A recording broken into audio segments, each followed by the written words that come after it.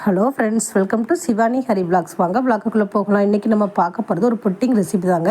அதுக்கு தேவையான பொருட்கள்லாம் பார்த்துடலாம். நல்ல ஒரு மீடியம் சைஸ் இளநீ வந்து 2 பெரிய இளநீ எடுத்துருக்குறேன். இது வந்து அப்புறம் வந்து அகார் அகார் நம்ம சைனா கிராஸ் சொல்லுவோம்ல, அதுவும் எடுத்துருக்குறோம். ஃபஸ்ட்டு அந்த மீடியம் சைஸ் இளநீ 2 இடையிலேருந்து தண்ணி எடுத்துக்கலாம். அதோட வழுக்கையும் தனியாக எடுத்து வச்சுக்கலாம். இதுதாங்க கடல் பாசி. இது நம்ம அகார் அகாரும்போம், இது சைனா கிராஸும்போம். இது வந்து நல்லா குட்டி குட்டியாக கட் பண்ணி வச்சுக்கலாம்.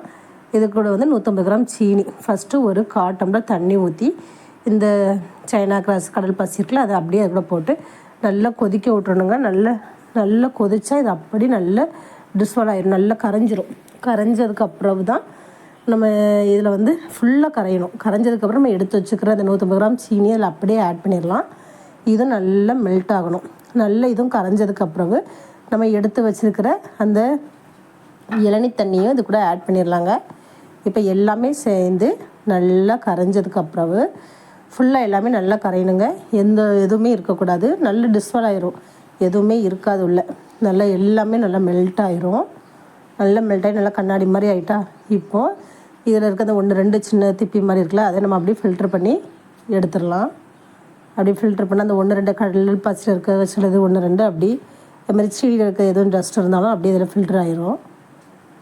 அப்படியே அவ்வளோத்தையும் ஃபில்ட்ரு பண்ணி கரெக்டாக நம்ம எந்த பாத்திரத்தில் வைக்கணுமோ அதில் ஃபில்ட்ரு பண்ணுங்கள். ஏன்னா இதை நம்ம வந்து ஃப்ரிட்ஜில் வைக்கணும், ஃப்ரீசரில். அதனால் ஃபஸ்ட்டு ஃபில்ட்ரு பண்ணிவிட்டு அதை நம்ம அழகாக ஒரு ட்ரெயில் மாற்றிட்டு இது கூட வந்து நம்ம கட் பண்ணி வச்சுருக்கிற அந்த டெண்டர் கோகனட்லேருந்து உள்ளே இருந்து அந்த இளநியும் போட்டு அப்படியே ஃப்ரீசரில் ஒரு 1 ஹவர் வச்சா போதுங்க. நல்ல சூப்பரான ஜெல்லி கணக்காக ரெடி ஆகிட்டா.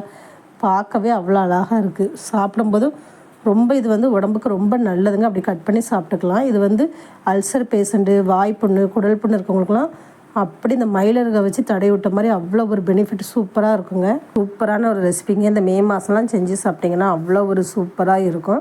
இது நீங்கள் வீட்டில் ட்ரை பண்ணி பாருங்கள். இந்த வீடியோ பிடிச்சிருந்தால் லைக் பண்ணுங்கள், ஷேர் பண்ணுங்கள், சப்ஸ்கிரைப் பண்ணுங்கள், பக்கத்தில் இருக்க பெல் பட்டனை கிளிக் பண்ணுங்கள். இதே மாதிரி ஒரு சூப்பரான வீடியோ உங்களை பார்க்குறேன். அது வரைக்கும் பாய்.